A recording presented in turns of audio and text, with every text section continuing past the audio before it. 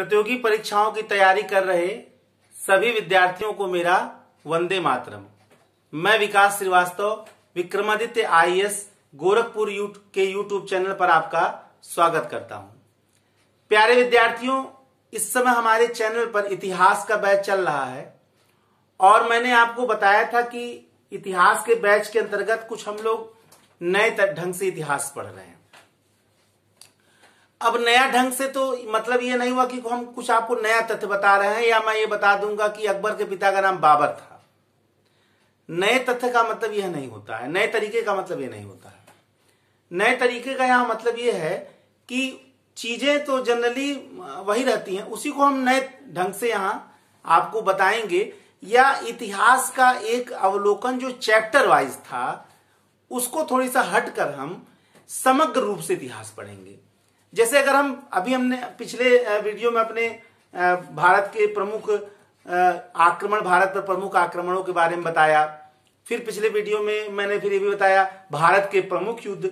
अब प्रमुख युद्ध में चाहे वो प्राचीन काल का युद्ध हो, चाहे वो मध्यकाल का युद्ध हो, चाहे वो आधुनिक भारत का युद्ध हो, पुराने समय में पढ़ाने का जो ये तरीका था कि मौर्य काल में अगर सेल्यूकस से युद्ध हुआ तो सेल्यूकस का युद्ध हम मौर्य काल में पढ़ेंगे। अगर मान लीजिए पानीपत का प्रथम युद्ध हुआ तो मुगल काल में पढ़ेंगे, चूंकि बाबर का आगमन या अकबर के साथ द्वितीय पानीपत का युद्ध। फिर मराठों के काल में हम पानीपत का तृतीय युद्ध पढ़ेंगे। इस तरह विभाजन नहीं होगा।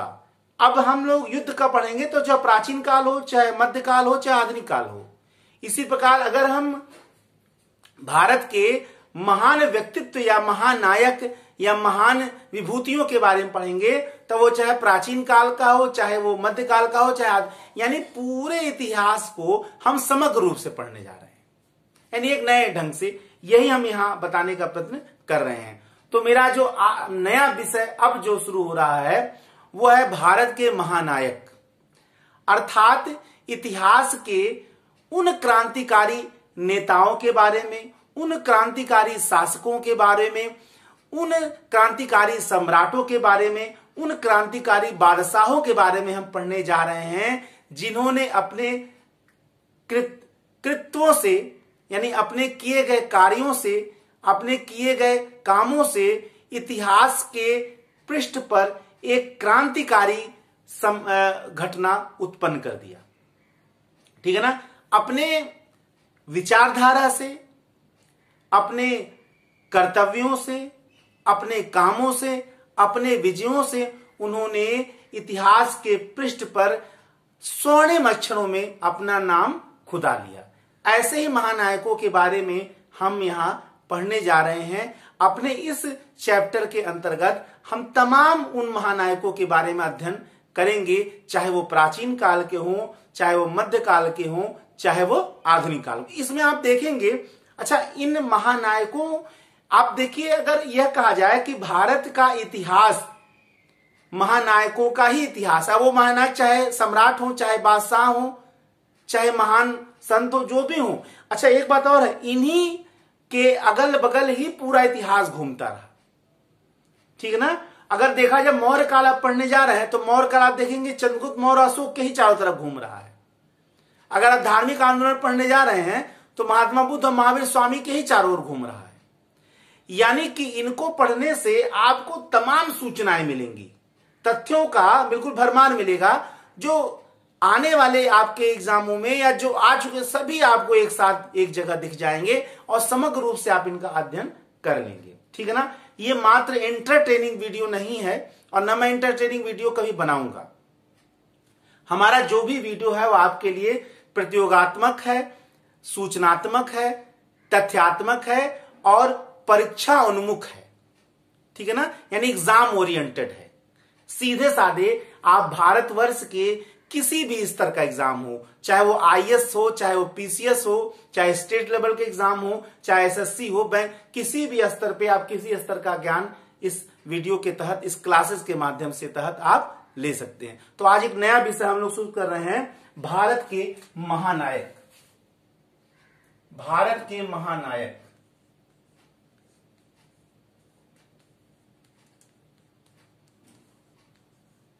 इसके बाद अगला जो विषय हम लेंगे भारत की महानायिकाएं। उसके तहत इतिहास की तमाम प्रसिद्ध नायिकाओं के बारे में, नेत्रियों के बारे में, शासिकाओं के बारे में आपको मैं बताऊंगा। यानी आप देखेंगे कि इतिहास को इतना हम लोग खंड खंड बांट के पढ़ेंगे कि वो हमारे लिए एक आसान विषय बन जाएगा। ठीक है ना। तो भारतीय महानायक के तहत एक चैप्टर में पहले अपने पुराने वीडियो पढ़ा चुका हूं, चंद्रगुप्त मौर्य के बारे में मैंने अलग से एक वीडियो बनाया था। ठीक है। आज हम लोग जो महानायक शुरू करेंगे वो भारतीय इतिहास के क्रांतिकारी सन्यासी के रूप में बताने जा रहे हैं और उनका नाम है महात्मा बुद्ध। कहा जाए भारत का ऐतिहासिक काल ही प्रारंभ होता बुद्ध से। बुद्ध काल कह लीजिए, चाहे महाजनपद काल कह लीजिए, चाहे द्वितीय नगरीकरण का काल कह लीजिए, चाहे भारत के ऐतिहासिक काल का प्रारंभ कह लीजिए, सब बुद्ध के जन्म से ही प्रारंभ होता है। ठीक है।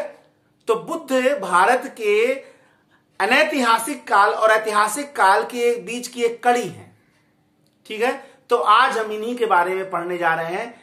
महानायकों के क्रम में पहले जिस महानायक को पढ़ने जा रहे हैं वे हैं महात्मा बुद्ध या गौतम बुद्ध।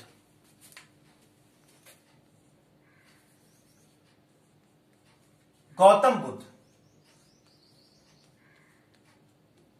गौतम बुद्ध के बारे में यूं तो तथ्यात्मक और सूचनात्मक वीडियो या क्लासेस तमाम लोगों ने लिया भी है, निश्चय ही बहुत लोगों ने आपको तमाम सूचनाएं दिया है। इसके तहत हम ये पढ़ते हैं कि उनका जन्म कहाँ हुआ, लुम्बिनी, उनके पिता का नाम क्या था, शुद्धोदन, माता का नाम क्या था, महामाया, ज्ञान कहाँ प्राप्त किया, बोध गया, अपना प्रथम उपदेश कहाँ दिया, सारनाथ, सबसे ज्यादा उपदेश कहाँ दिया, श्रावस्ती, ये तमाम चीजें आप पढ़ते हैं और यही चीजें बार बार बताई जाती हैं और इसके बाद भी याद नहीं होता है। तो क्या इसी पर्सपेक्टिव में हम बार बार बुद्ध को पढ़ेंगे? नहीं, हम यहां जा रहे हैं। इन्हीं चीजों को मैं आपको तमाम बता सकता हूं। यहां पैदा हुए, वहां ज्ञान लिया, यहाँ फिर एक बार उन्होंने वृद्ध को देखा, एक बार उन्होंने रोगी व्यक्ति को देखा, एक बार मृतक शव को देखा, एक बार सन्यासी को देखा, उनके मन में वैराग्य पैदा हो गया, रात को उन्होंने अपने पत्नी या बच्चे को छोड़ दिया। ये तो तमाम जगह चलता रहता है। फिर हम नया क्या बताएं या हम कुछ नए ढंग से क्या जाने।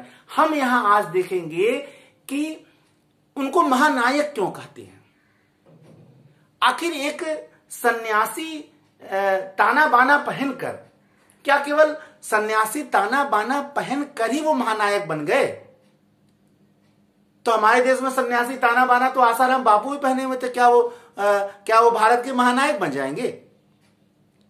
हमें यह देखना पड़ेगा कि भारत के महानायक अगर महात्मा बुद्ध हैं, बने और इतिहास के पृष्ठ पर एक क्रांतिकारी घटना या परिणाम उन्होंने पैदा किया, तो इसके लिए उनके अथक परिश्रम इसके पीछे है, अथक ज्ञान है। उस अथाह सागर रूपी ज्ञान को धारण करके महात्मा बुद्ध ने भारत के इतिहास में महानायक होने का दर्जा प्राप्त किया। इसी को हम यहां देखने चलेंगे। प्रश्न यह उठता है कि महात्मा बुद्ध असल में करना क्या चाह रहे थे? उनके मन में तमाम जो दृश्य उन्होंने 4 दृश्य देखे, उससे उनके मन में दुख पैदा हुआ। दुख पैदा होने से उनके मन में, चूंकि दुख से ही उनके पिता बता रहे थे, क्योंकि उनके जन्म के पहले ही घोषणा हो चुका था, चाहे वो कालदेवल हो चाहे वो कौंडिन्य हो, दोनों ने घोषणा ही कर दिया था कि निश्चय ही आपका पुत्र जो हुआ है वो बुद्ध ही निकलेगा, सन्यासी ही पैदा होगा। इसीलिए उनके पिता ने उनके चारों ओर इतनी ज्यादा सुख ऐश्वर्य सुविधा पैदा कर दिया कि उनके मन में दुख पैदा ही ना हो, ताकि उनके मन में इससे दुख से वैराग्य पैदा हो। यानी दुख, अवसाद, शोक उनके मन में पैदा होना ही नहीं चाहिए, क्योंकि दुख शोक से ही, अवसाद से ही वैराग्य की भावना पैदा होती, और वैराग्य की भावना से व्यक्ति सन्यासी बन जाता है।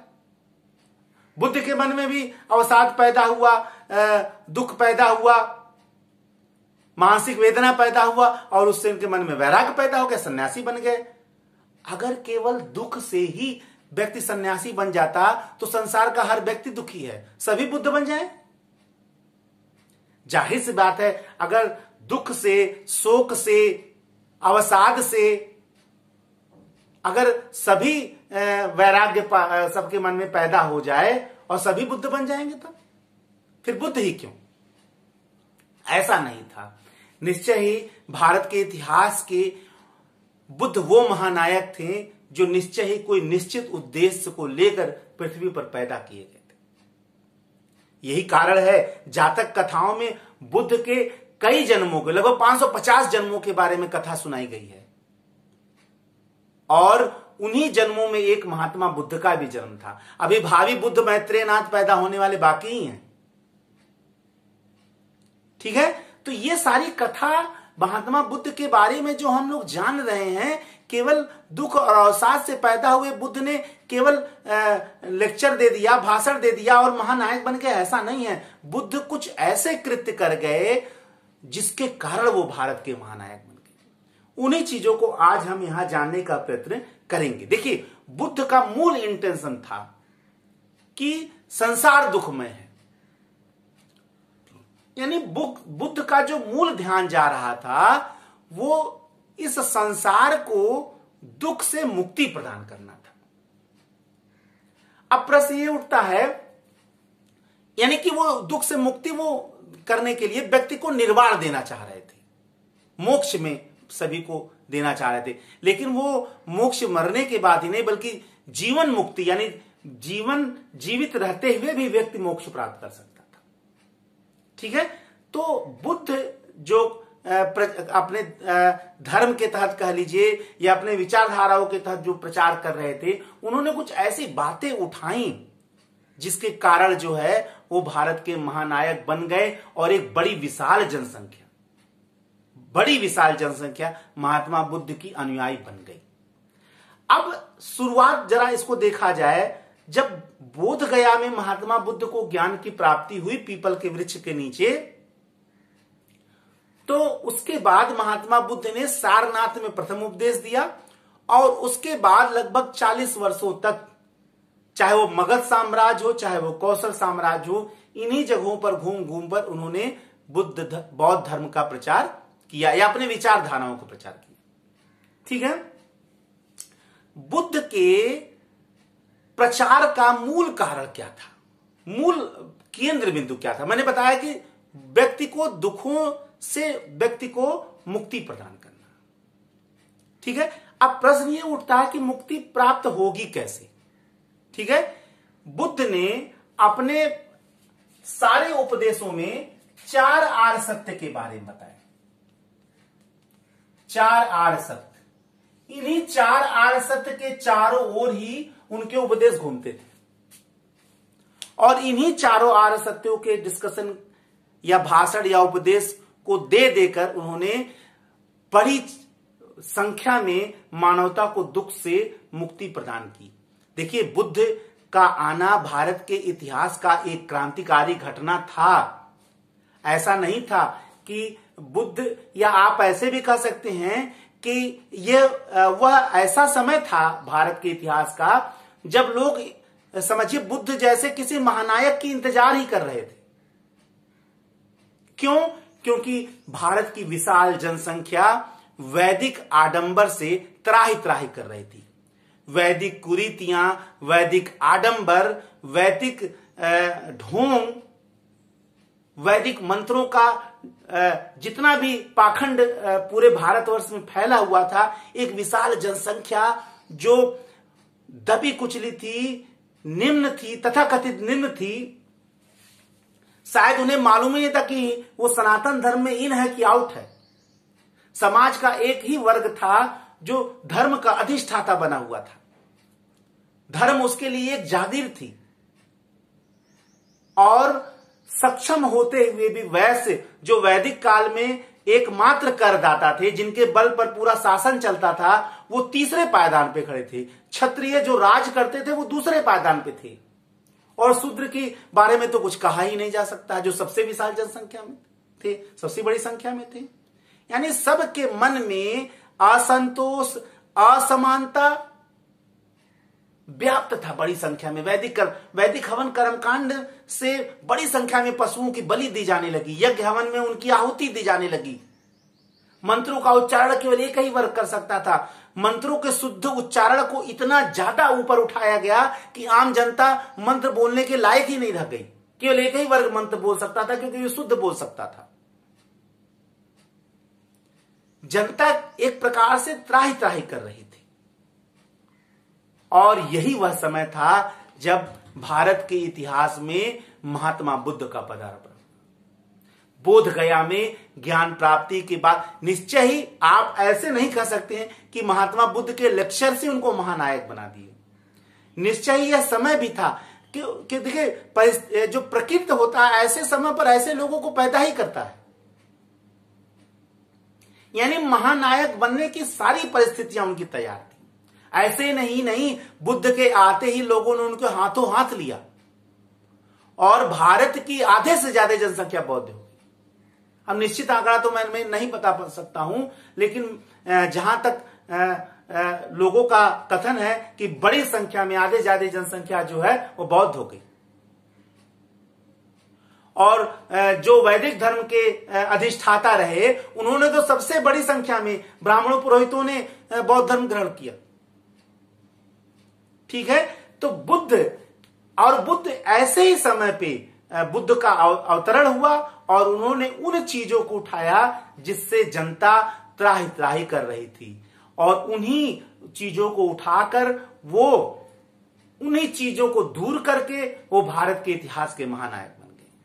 ऐसे ही नहीं, उन्हें द लाइट ऑफ एशिया का ज्योतिपुंज कहा जाता है। आइए इस एशिया के ज्योतिपुंज के बारे में एक एक चीज को जाना जाए। बुद्ध ने अपने सारे उपदेशों में 4 आर्य सत्य के बारे में ही वर्णन किया। पहला दुख है, दुख का कारण है, दुख है, दुख का कारण है, दुख का निरोध संभव है, दुख का निरोध संभव है। ठीक है, दुख निरोध का मार्ग है, दुख निरोध का मार्ग है। भाई शायद ही दुनिया का कोई ऐसा व्यक्ति हो जो दुखी ना हो, और उस समय तो वैदिक आडंबर से लोग इतना त्राही त्राही कर रहे थे कि सब दुखी थे। लेकिन लोगों के पास और ही दुख था, और भी दुख था। ऐसा तो नहीं कि एक ही क्षेत्र से व्यक्ति दुखी हो, बहुत सारे दुख थे। निश्चय ही उसी दुख पर बुद्ध ने चोट किया। दुख है, उन्होंने बताया सारा संसार दुख में है, बल्कि बुद्ध का तो यहां तक कहना था कि समुद्र में उतने जल नहीं है जितना लोगों ने आंसू बहाए हैं। तो दुख है, संसार दुखमय है, दुख का कारण है। दुख के कारण को बौद्ध धर्म में प्रतीत समुत्पाद कहा गया है।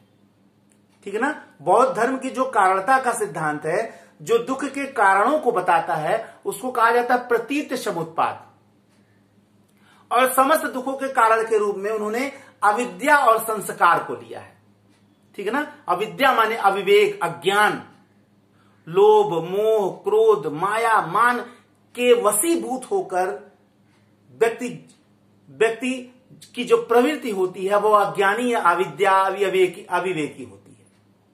और इसी अविद्या, अज्ञान और अविवेक के वशीभूत होकर व्यक्ति जो कर्म करता है उसी से संस्कार पैदा होता है। और यही संस्कार जो है इस संसार रूपी जन्म मरण चक्र में मनुष्य को बार बार बांध देता है और उसे बार बार दुखी होने के लिए बार बार पृथ्वी पर जन्म लेना पड़ता है। यही बुद्ध का सिद्धांत है, प्रतीत समुत्पाद। और इसी को उन्होंने बताया अपने दूसरे आर्य सत्य में कि दुख का कारण है। बुद्ध अपने, देखिए, महानायक बनने का एक एक स्टेप है। ठीक है, दुख बताया। अब आप कहीं पे जाइए और आपको लोग बताए नहीं भाई, अगर आप दुखी हैं आपको लोग कहे नहीं भाई दुख तो है ही, लेकिन इस दुख का कारण भी है, तो आपके मन में एक संतोष पैदा होगा, ढाढ़स पैदा होगा। आप कह दिए भैया दुख है ही नहीं है, तो उस टेंशन में आ जाए। वो कहेगा इनको दुख हो तब तो समझ में आए, जाके पग नहीं पटे विवाही, वो जाने नहीं पीर पर आई। भाई जो दुखी नहीं वो दूसरे का दुख क्या जानेगा। लेकिन बुद्ध तो एक ऐसे व्यक्ति थे जो राजकुल में पैदा होकर बिना दुख पाए ही दूसरों के दुख को समझ रहे थे। ये महानायक का एक गुण था। दुख पाए बिना व्यक्ति सामने वाले दुखों का समानुभूति कर रहा है, दूसरे के दुख वाले स्थान पर स्वयं के को रखकर उसका अनुमान कर रहा है। ये उनके महानायक बनने का सेकंड स्टेप था, दुख का कारण है। फिर उन्होंने बताया दुख का निरोध भी है, यानी दुख का समन, दुख का समापन संभव है। और दुख का समापन संभव किसके अंतर्गत है? निर्वाण। बौद्ध धर्म में मुक्ति को, मोक्ष को क्या कहा गया है? निर्वाण।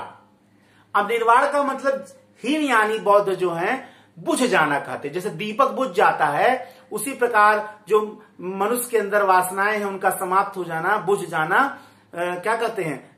मोक्ष है। लेकिन इस मोक्ष में मनुष्य का अस्तित्व हमेशा के लिए समाप्त हो जाता है। लेकिन असल में निर्वाण का मतलब यह नहीं है। निर्वाण का मूल मतलब है निर माने नहीं, वाण माने पुनर्जन्म पथ चक्र, यानी पुनर्जन्म चक्र के समाप्त होने जाने के बाद जब व्यक्ति पृथ्वी पर जन्म नहीं लेता और बार बार जन्म लेकर दुख नहीं भोगता तो उसके समस्त दुखों का अंत हो जाता है। यानी पुनर्जन्म चक्र का अंत होना ही व्यक्ति के दुखों का विनाश है, और वो किसके अंतर्गत होता है? निर्वाण। लेकिन बुद्ध की खूबी यही थी कि उन्होंने जीवन मुक्ति का भी वर्णन किया है। ठीक है ना? मरने के बाद मोक्ष का कल्पना नहीं किया है। व्यक्ति इसी जीवन में रहकर भी मोक्ष की प्राप्ति कर सकता है। बुद्ध का स्वयं जीवन मुक्ति का ही उदाहरण था। ठीक है। इसके बाद बुद्ध ने बताया कि दुख निरोध का मार्ग है।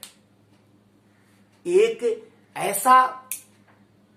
ऐसा महानायक, एक ऐसा व्यक्ति, एक ऐसा इंसान जो लोगों के मन में केवल समस्याएं ही पैदा नहीं कर रहा है, बल्कि समस्याओं को बता रहा है, समस्याएं का कारण बता रहा है, समस्याओं के निवारण को बता रहा है और उस निवारण का मार्ग भी बता रहा है। बुद्ध के 4 आर्य सत्य, दुख है यानी समस्या है, समस्या का कारण है यानी दुख है, दुख निवारण संभव है यानी समस्या का निवारण संभव है जिसको निर्वाण उन्होंने बताया, और समस्या निवारण यानी दुख निवारण का मार्ग है जिसको उन्होंने अष्टांगिक मार्ग बताया। यानी 8 मार्ग महात्मा बुद्ध ने बताए। इन 8 मार्ग पर चलकर व्यक्ति इसी जीवन में दुखों से मुक्ति प्राप्त कर सकता है और मोक्ष की प्राप्ति कर सकता है। अर्थात एक महानायक के रूप में भारतीय जनता को उसके दुखों से मुक्ति कराने का एक महामंत्र बुद्ध ने अपने 4 आर्य सत्यों के तहत प्रदान किया, और इसी महामंत्र को पूर्ण रूप से सत्य बनाने के लिए उन्होंने जनता के लिए 8 मार्ग बताए, जिसको अष्टांगिक मार्ग कहा जाता है। सम्यक दृष्टि, सम्यक संपल्क, सम्यक संकल्प, सम्यक व्यायाम, सम्यक कर्मांत, ये तमाम ऐसे चीजों में बताए कि अच्छा काम करिए, अच्छा दृष्टि होनी चाहिए, सारी चीजें उन्होंने बताया, जिसके